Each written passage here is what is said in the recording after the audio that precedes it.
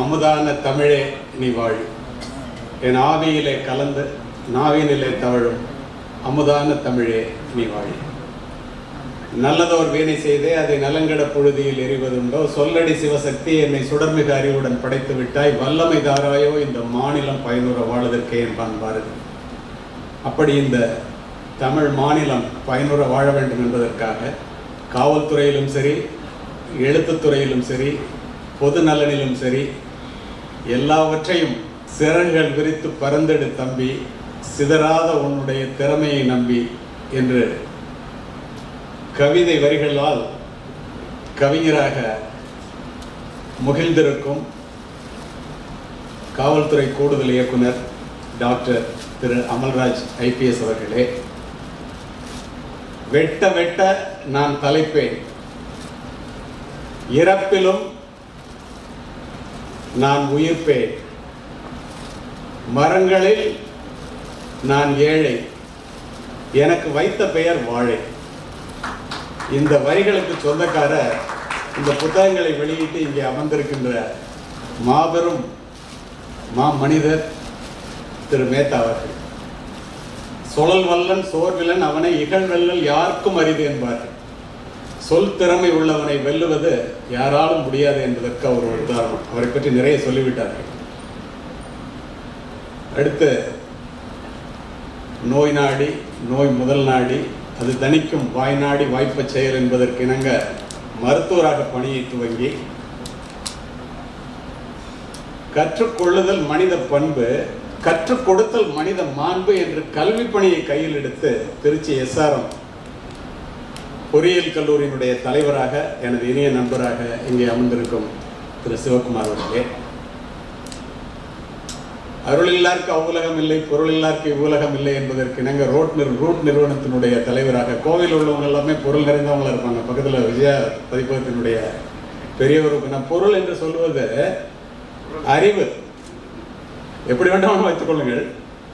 அப்படிப்பட்ட நண்பர் கவிதாசன் அவர்களே, நான் சொல்லிக் கொண்டிருக்கும் போது கோடை பண்பலை வானொலியின் மூலமாக பட்டி தொட்டி எல்லாம் தமிழ் பரவுவதற்கு காரணமாக அமைந்து இங்கே அமர்ந்திருக்கின்ற நண்பர் சுந்தர ஆவுடையப்பன் அவர்களே, வாழத் தெரிந்த மனிதனுக்கு வயதாவது என்பதெல்லாம் வெறும் வதந்தியே என்பதை வயதை பொய்யாக்கி விஜயா பதிப்பகத்தினுடைய தலைவர் திரு வேலாயுதம் அவர்கள் இந்த பேண்டமிக் பீரியட்ல மட்டும் ஒரு 100 மீட்டிங் நடத்திருப்பாருங்க ஆன்லைன்ல. இதெல்லாம் நீங்க நம்ம நினைச்சே பார்க்க முடியாத விஷயம். அவ்வளவு கருத்துள்ளது எல்லாமே. நண்பர் சங்கரநாராயணன் அவர்கள் EVR கல்லூரியினுடைய ஆசிரியர், உடற்பயிற்சியின் மீது நீங்காத காதல் கொண்டவர், தமிழ் வெறும் மொழி அல்ல அது நம் வாழ்வின் வழி என்று நினைத்து நிகழ்ச்சியை அருமையாக தொகுத்து வழங்கி கொண்டிருக்கின்றார்.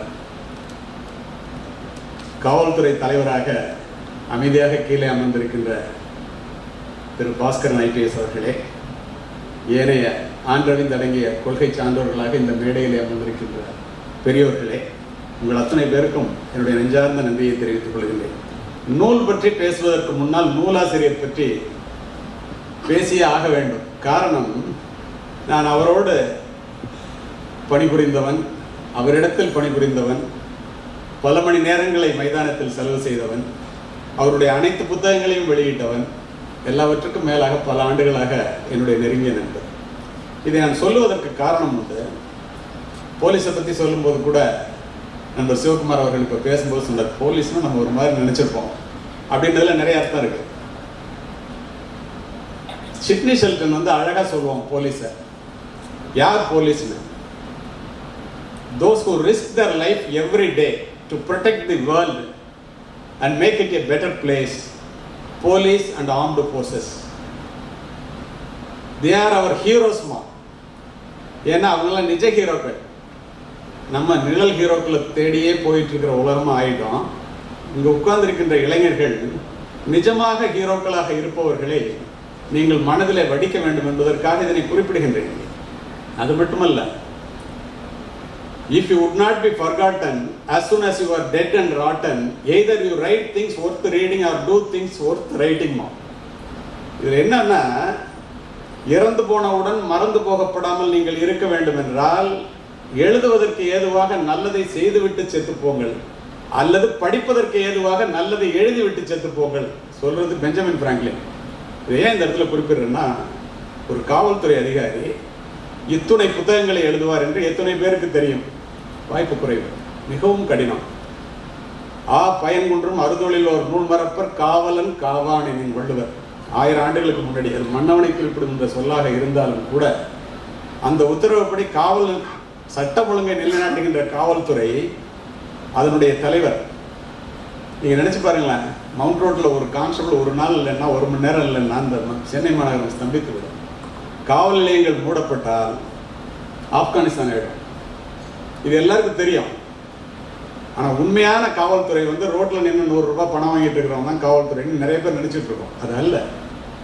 உங்களுடைய எண்ணம் அப்படி இருந்தால் தயவு செய்து அதை மாற்றிக்கொள்ளுங்கள். ஏன் அவ்வாறு சொல்லுகின்றேன் என்றால், மிக நல்ல அதிகாரிகள் எவ்வளவோ பேர் நித்தம் தன்னுடைய உயிரை பணயம் வைத்து வேலை பார்க்கின்ற காவல்துறை அதிகாரிகள் இருக்கின்றார்கள்.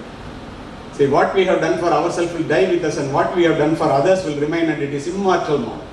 அது மாதிரி அவர் தனக்காக வாழாமல் பிறருக்காக வாழ வேண்டும் என்று ஒரு காவல்துறை அதிகாரியாக 25 வயசுல அவர் சொன்னார். சென்ட் ஜோசப் காலேஜில் படிச்சாருங்க. ஃபர்ஸ்ட் அட்டெம்ப்ட்ல ஐபிஎஸ் தமிழ்நாடு கேடர். 25 வயசுல தமிழகத்தினுடைய காவல்துறை கூடுதல் இயக்குனர். 10 ஆண்டுகள் இந்த தமிழக காவல்துறையோ இந்திய காவல்துறையோ ஆளக்கூடிய, விரல் விட்டு நம்பக்கூடிய ஐபிஎஸ் அதிகாரிகள் அவர். யாராலையும் மறுக்க முடியாது. இந்த மாதிரி உள்ளவங்களை தான் இளைஞர்கள் ஹீரோவா எடுத்துக்கணும் முடிய நடிகர்களை அல்ல. இதை நான் அந்த இடத்தில் பதிவு செய்ய வேண்டும் என்றே பதிவு செய்கிறேன்.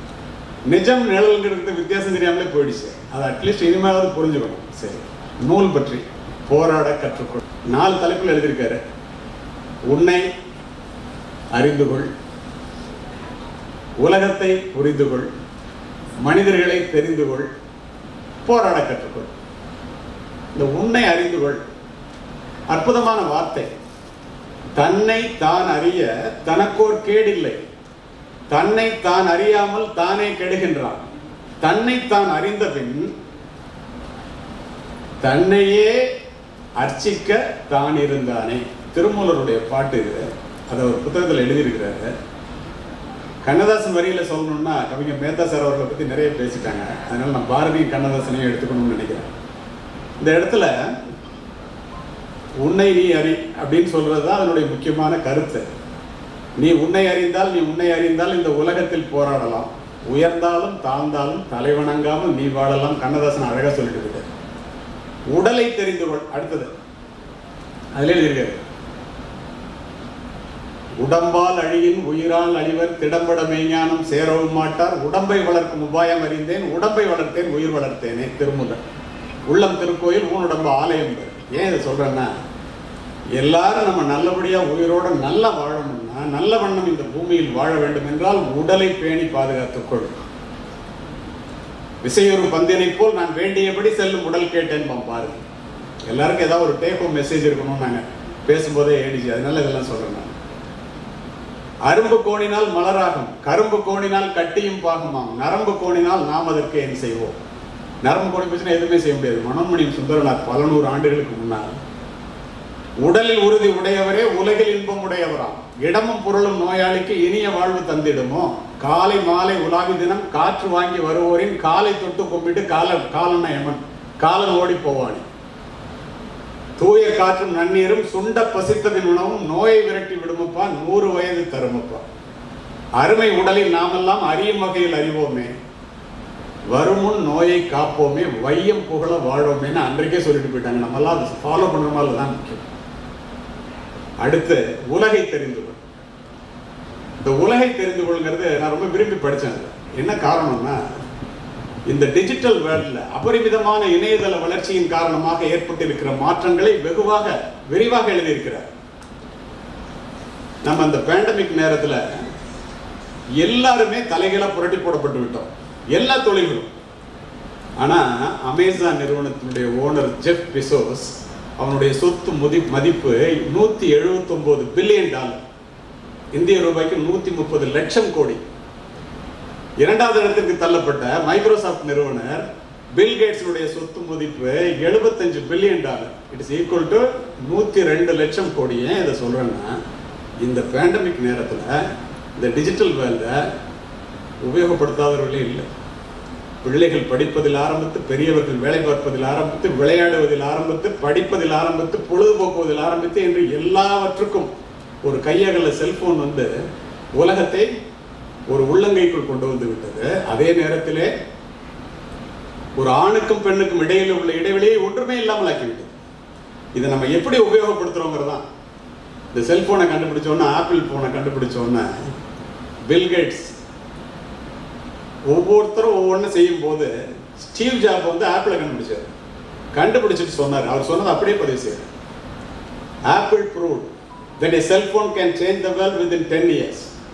Every once in a while a revolutionary product comes along and it changes everything, said Steve Jobs. Reshaped the culture, shaken up the industries, put computer in millions of packets and made it possible to know everything within a few tap on the screen. எவ்வளவு உண்மை பாருங்க, எத்தனை உண்மை. அப்படித்தானே இது ஆகி போய்விட்டது. அதோட மட்டும் இல்லைங்க, 2013 செப்டம்பர் மாதம் 3ஆம் தேதி உலகை தெரிந்து கொள்ள அவர் சொல்றதுக்காக நான் இதை சொல்றேன். மிகப்பெரிய நோக்கியா நிறுவனம் சரித்தது. அந்த நோக்கியா நிறுவனத்தை 5.4 எல்லாம் அறிவுபூர்வமானவர்கள் அமர்ந்திருக்கின்ற இடம் 5.4 பில்லியன் யூரோஸுக்கு மைக்ரோசாஃப்ட் வாங்கினா. It is equal to $7.2 billion. ஏன் இதை சொல்றேன்னா, அப்போ கையெழுத்து போடும்போது மிகப்பெரிய வளர்ச்சியை அடைந்து தரைமட்டமாக விழுந்த நோக்கியா கம்பெனியினுடைய சிஇஓ அழுதுறாரு, குலுங்கி குலுங்கி அழுதார். கையெழுத்து போடும்போது நியூயார்க்கில் நடந்துச்சு அந்த அக்ரிமெண்ட். அழுதுட்டு என்ன சொன்னார் தெரியுமா? we didn't do any mistake but somehow we lost.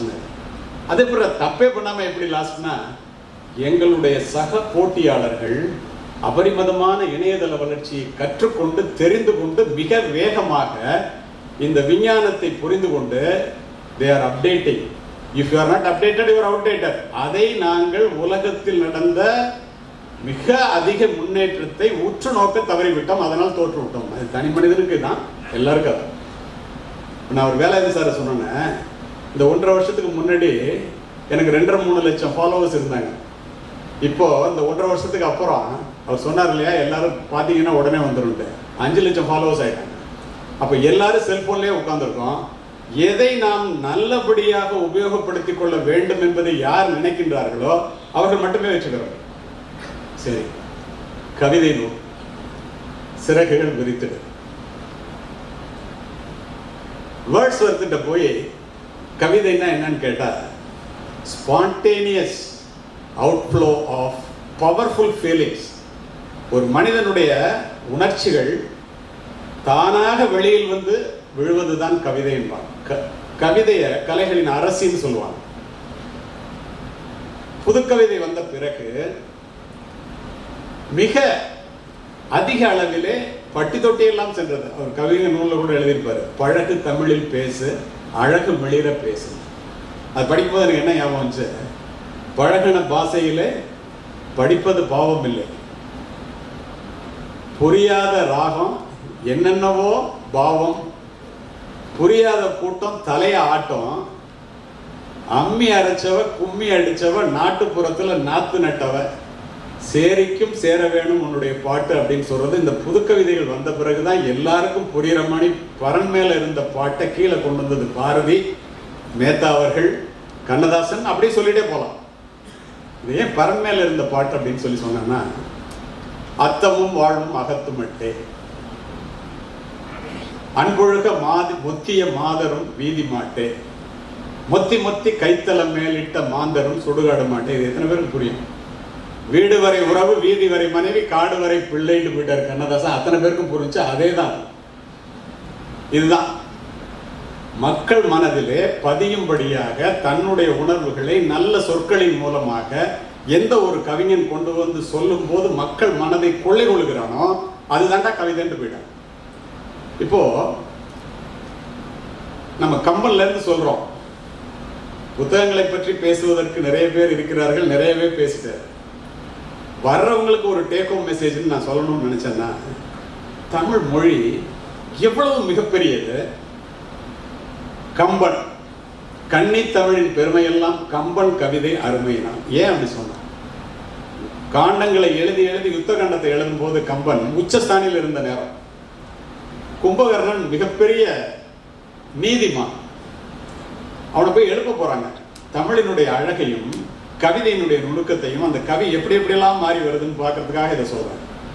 உறங்குகின்ற Kumbhakarna உங்கள் மாய வாழ்வெல்லாம் இறங்குகின்றதென்றுகான் எழுந்திராய் எழுந்திராய் கரங்கு போல விற்பிடித்த காலதூதர் கையிலே உறங்குவாய் உறங்குவாய் இனி கிடந்துறங்குவாய் என்று சொல்ல அன்னவன் எழுந்திராமை கண்டுபோய் மன்றல் தங்கு மன்னவன் தன் மாடனிக்கு நின்று 2 கதுப்பு முறை நெடு உசலம் கொண்டடிப்ப பொன்றினவன் எழுந்தார் போல் புடைவையிருந்தாங்க எழுந்திருந்தான். இது என்ன அர்த்தம் தெரியுமா?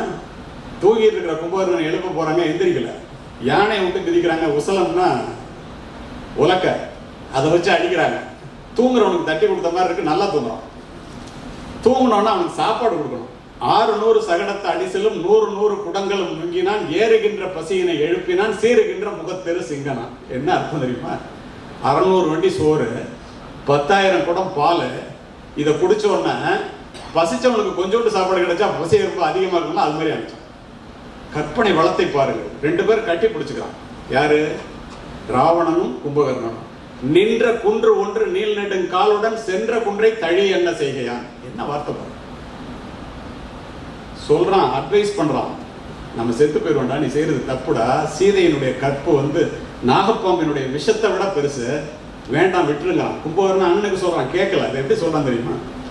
ஆனதோ வெஞ்சகம் அழகில் கற்புடை ஜானகி துயரினம் தவிர்ந்ததில்லையோ வானமும் வையமும் வளர்ந்த வான்புகள் போனதோ புகுந்ததோ பொன்றும் காலமே கிட்டியதோ சிறு கிளற்பொற்சீதையை விட்டிலையோ முனம் சொன்ன சொற்களார் திட்டின பாம்பு திட்டியின் விடமன்ன கற்பின் செல்வியை விட்டிலையோ இது விதியின் வன்மையா. சண்டை போட போறாங்க, இவனை பாக்குறாங்க, அந்த பக்கம் நிக்கிறான். ராமனே வியந்து போய் கேட்கிறான் விபீஷணன். முதல்ல போய் அவனோட சேர்ந்துட்டான். எப்படி கேட்கிறான் கும்பகர்ணனை பாருங்க. ஒரு தோல்ல இருந்து இன்னொரு தோல் பார்க்கறதுன்னா பல நாள் ஆகுதான். அதை எப்படி சொல்றான்? தோளோட தோல் செல்ல தொடர்ந்து நோக்குறி நாள் பல கழியுமாம் நடுவன் நின்றதோர் ஆளன உணர்கிறேன் யார் போலாம். இவன் ஒரு தோல்ல இருந்து இன்னொரு தோலை தொடர்ந்து பார்த்துட்டே போனா பல நாள் ஆகும் போல் இருக்கேடா. கற்பனை வளர்த்து பாருங்க. மனுஷன் மாதிரி தெரியுது அவன் யாருறாங்க. அவன் வான் உயர்ந்த வரத்தினால் அதை சொன்ன சொல்லிட்டே போவான். இது கம்பன் பாரதி. மக்களுக்கு அப்படியே புரியும்படியாக செந்தமிழ் நாடென்னும் போதினிலே இன்ப தேன் பாயுது காதினிலே நம் தந்தையர் நாடென்னும் பேச்சினிலே ஒரு சக்தி பிறக்குது மூச்சினிலே காவிரி தென்பெண்ணை பாலாறு தமிழ் கண்டதோர் வையை பொருணனிது என மேவிய ஆறு பல ஓட தன் மேனி செழித்த தமிழ்நாடு. சுருக்கமா சொல்றேன், நிறைய ஸ்டான்ஸா இருக்கு. கல்வி சிறந்த தமிழ்நாடு, புகழ் கம்பன் பிறந்த தமிழ்நாடு, நல்ல பல்விதமாயின சாத்திரங்கள் புகழ் பாரங்கும் மணந்திடும் தமிழ்நாடு, வள்ளுவன் தன்னை உலகினுக்கே தந்து வான்புகழ் கொண்ட தமிழ்நாடு, நெஞ்சை அள்ளும் சிலப்பதிகாரம் என்றோர் மணி 6 படைத்த தமிழ்நாடு, எந்தையும் தாயும் மகிழ்ந்து குலாவி இருந்தது மின்னாடே, அவர் முந்தைய 1000 ஆண்டுகள் வாழ்ந்து முடிந்தது மின்னாடே, அவர் சிந்தையில் 1000 எண்ணங்கள் வளர்ந்து சிறந்தது மின்னாடே, அதை வந்தனை கூறி சிந்தையில் இருத்தி வாயுர வாழ்த்து எண்ணம். அப்படியே போயிடும். கண்ணதாசன் நினைச்சு பாருங்க எப்படி அந்த பரிணாமம் மக்களிடையே நம்மள் ஒருவராக. கண்ணதாசனை பத்தி சொல்ல, கண்ணதாசனை போய் கவிதை என்னன்னு கேட்டாங்க. ஒருவரின் சிரிப்பில் ஒருவரின் துடிப்பில் விளைவது கவிதை, இருவரின் துடிப்பில் விளைவது மழலை. இது மட்டும் இல்ல, கண்ணதாசனை நம்ம எப்படி கொண்டாடணும்னா அவருடைய பர்சனல் எல்லாம் பார்க்கவே பார்க்காது. அந்த தமிழ் இருப்பாரு, போகிற போக்கிலே சொல்லிவிட்டு போவார். 2 லைன், அதுல இருக்கிற அர்த்தத்தை அவன் சொல்லிட்டு போனதுக்கு அப்புறம் யோசித்து பார்த்தா நம்ம மிரண்டு போயிடுவோம். எப்படி? ஒரு ராஜா ராணியிடம் மிக நாளாக ஆசை கொண்டார். அவள் வேண்டும் வேண்டும் என்றார். அவள் நாளை நாளை என்றார். எதை வேண்டும்னா, எதை நாளைக்குன்னா, நீங்க it is up to you to imagine what he wants, what she should know. சந்தித்த வேளையில் சிந்திக்கவே இல்லை, தந்து விட்டேன் என்னை. ஒரே வரி. எதை தந்தா நீங்க கற்பனை பண்ணிக்க வேண்டியதான். அது மட்டும் இல்ல, இறைவன் 2 பொம்மைகள் செய்தான் தாம்பிள்ளையாக, அவை 2ம் சேர்ந்து ஒரு பொம்மையை செய்தன தாம்பிள்ளையாக. சுற்றி 4 சுவர்களுக்குள் தூக்கமின்றி கிடந்தோம், சிறு துன்பம் போல இன்பத்திலே இருவருமே நடந்தோம். என்னங்கிறது நீங்க தான் கற்பனை பண்ணிக்கணும். ஒரு தரம், ஒரே ஒரு தரம் உதவி செய்தால் என்ன பாவம். அப்படியே இதுல என்ன இருக்குன்னு உங்களுக்கு ஒண்ணுமே இருக்காது. அடுத்த லைன் அவன் சொல்லிட்டு போனதுக்கு அப்புறம் யோசிச்சீங்கன்னா மிரண்டுருவீங்க. ஒரு தரம் ஒரே தரம் உதவி செய்தால் என்ன பாவம், இருவரும் அறிமுகமானதில் வேற என்ன லாபம். நினைச்சு பாருங்க, ஒரு மனிதன் எப்படி இப்படி எல்லாம் சிந்திக்க முடியுது, எப்படி இப்படி எல்லாம் தமிழ் வார்த்தைகள் விளையாடுது. சரி, தத்துவம் மயக்கமா கலக்கமா, மனதிலே குழப்பமா, வாழ்விலே நடுக்கமா. வாழ்க்கை என்றால் 1000 இருக்கும், வாசல் தோறும் வேதனை இருக்கும், வந்த துன்பம் எதுவென்றாலும் வாடி நின்றால் ஓடுவதில்லை. எதையும் தாங்கும் இதயம் இருந்தால் இறுதி வரைக்கும் அமைதி நிலைக்கும். கடைசியா சொல்றேன் பாருங்க, உனக்கும் கீழே இருப்பவர் கோடி நினைத்து பார்த்து நிம்மதி. இப்படி கண்ணதாசனுக்கு தன்னுடைய பெற்றோர்கள் நினைத்ததை போல தான் வாழவில்லையோ என்ற மிகப்பெரிய கவலை உண்டு. இவ்வளவு பெரிய மாபெரும் கவிஞனுக்கு அதை கூட எப்படி சொல்ற, தன்னை அப்படியே அப்பட்டமாக வெளிப்படுத்திக் கொண்ட கவிஞர்களில் கண்ணதாசனுக்கு நிகர் யாருமே இல்லை. ஏன் அப்படி சொல்லுகிறேன்னு தெரியுமா? தன் தாயை பத்தி சொல்றாருங்க.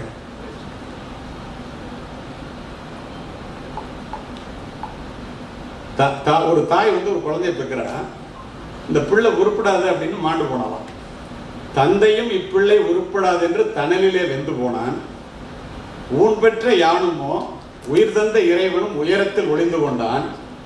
கடைசியா சொல்றாரு, உதிரத்தில் அணுவிலே தமிழன்னை மட்டுமே உயிராக வந்து நின்றான். சீசரை பெற்றதாயும் சிறப்புறவே பெற்றாள், நாசரை பெற்றதாயும் நலம்பெறவே பெற்றாள், காமராசரை பெற்றதாயும் நாட்டுக்கே பெற்றாள், என்னை ஆசையுடன் பெற்ற தாயோ அழுவதற்கென்றே பெற்றாள். அது மட்டும் இல்ல, அப்பட்டமா வெளிப்படுத்துகிற கவிஞன் சொன்னேன், ஒரு கையிலே மதுவும் ஒரு கையிலே மங்கையரும் சேர்ந்திருக்கும் வேளையிலே ஜீவன் பிரிந்தால் நான் வாழ்ந்த வாழ்க்கை நலமாகும், இல்லை எனில் ஏன் வாழ்ந்தா என்ற இறைவன் என்னை கேட்பானா. இறைவன் கேட்பானா, ஏண்டா வந்தது. இந்த வார்த்தைகள் விளையாட்டு இன்று வரை கண்ணதாசனை பேசுகிறோம். நினைத்து பாருங்க, மானுடைய இனத்தை ஆட்டி வைப்பேன், அவர் மாண்டு விட்டால் அதை பாடி வைப்பேன், நான் நிரந்தரமாக அவன் அழிவதில்லை, எந்த நிலையிலும் எனக்கு மரணம் இல்லை. அதற்கு பிறகு வந்த இந்த புது கவிதைகளிலே அத்தனை பேருக்கும் புது கவிதை சென்று அடைந்திருக்கின்றன. அவருடைய புத்தகத்துல கதை எழுதியிருக்காரு, ஒரு சின்ன கதை, அதோட முடிச்சிருக்காரு. அந்த கதை மிகப்பெரிய தாக்கத்தை உண்டாக்கி. ஒரு சின்ன பையன் அப்பாட்ட கேட்குறான், ஒரு நாளைக்கு எவ்வளோ உங்களுக்கு சம்பளம்? 1000 ரூபாய். எனக்கு ஒரு 500 ரூபா பணம் கொடுங்க. எதுக்குடா உனக்கு இந்த வயசுல 500 ரூபா உதவாங்க போன்னு திட்டிட்டு போயிட்டு திரும்பி வர்றாரு. எதுக்குடா கேட்டா, நம்ம திட்டிட்டோம் பிள்ளைய அப்படின்னு சொல்லிட்டு இந்த 500 ரூபா அப்படின்னு கொடுக்குறாரு. உடனே தலையணையை தூக்கி அதுலேருந்து ஒரு 500 ரூபாய் எடுத்து 1000 ரூபாய் சேர்த்து, எப்போ உங்க சம்பளம் ஒரு நாளைக்கு 1000 ரூபா தானே, இந்த 1000 ரூபாய் நீங்க வச்சுக்கோங்க, நாளைக்கு பூரா ஆபீஸ் போகாம என்னோட இருக்காங்க. சரி, பெற்றோர்கள் பிள்ளைகளுக்கு கொடுக்கக்கூடிய மிகப்பெரிய சொத்து அந்த பெற்றோர்கள் பிள்ளைகளிடம் செலவு செய்கின்ற நேரம். Spending time with children is more important than spending money on them. பிள்ளைகளிடம் நேரம் செலவு செய்யாத பெற்றோர்கள் பிள்ளைகளுக்கு எவ்வளவுதான் சொத்து சேர்த்து வைத்தாலும் அது விழலுக்கு கிடைத்த நீர். வாழ்க்கை என்பது வேறு, பொருள் என்பது வேறு. வாழ்க்கை என்று சொல்லுவது பிள்ளைகளை, பொருள் என்று சொல்லுவது பணத்தை. ஒரு மனிதன் பொருளை இழந்து வாழ்க்கையை தக்க வைத்துக் கொள்ளலாம், வாழ்க்கை இழந்து பொருளை தக்க வைத்துக் கொள்வது விரல் போவது தெரியாமல் மோதிரத்திற்கு ஆசைப்படுவதை போல. பெருமவற்றுள் யாம் அறிவதில்லை, அறிவார்ந்த மக்கட்பேறு அல்ல பிற. வட அமெரிக்க தமிழ்ச்சங்க பேரவையில் பேசும்போது என்ற ஒரு கேள்வி கேட்டாங்க. ஒரு இங்கிலீஷ் மேன் எந்திரிச்சு கேட்டான், my dear Indian cop, I am having a doubt. என்ன அப்படின்னு கேட்டாங்க கேள்வி நேரத்தின் போது. Why Indian women are so much worried about the kids' education அப்படின்னு. என்னடா இப்படி ஒரு கேள்வி இருந்தாலும் கேட்டாருன்ட்டு, my dear Englishman, the answer is very simple. All Indian women wants their children to be better than her husband. உண்மைதானே? This fella cannot be rectified. At least we can try with our children. தேடி சோறு நிதந்திற்கு பல சின்ன சிறு கதைகள் பேசி, மனம் வாடி துன்பம் மிக உழன்று பிறர் வாட பல செயல்கள் செய்யும். நரை கூடி கிழப்பருவம் மீது கொடும் கூற்றுக்கு இறையென பின் மாயும் பல வேடிக்கை மனிதரை போல் நான் வீழ்வேன் என்று நினைத்தாய் என்ற பாரதியினுடைய வரிகளுக்கிணங்க நூலாசிரியர், காவல்துறை கூடுதல் இயக்குனர், மேலும் மேலும் வளர்ந்து ஆள்போல் தலைத்து அருகுபோல் வேரூன்றி நலமுடனே முன்னேற மேலும் ஞானமுடன் சிந்திக்க வேண்டும் என்று கூறி வாய்ப்பிற்கு நன்றி கூறி விடைபெறுகிறேன்.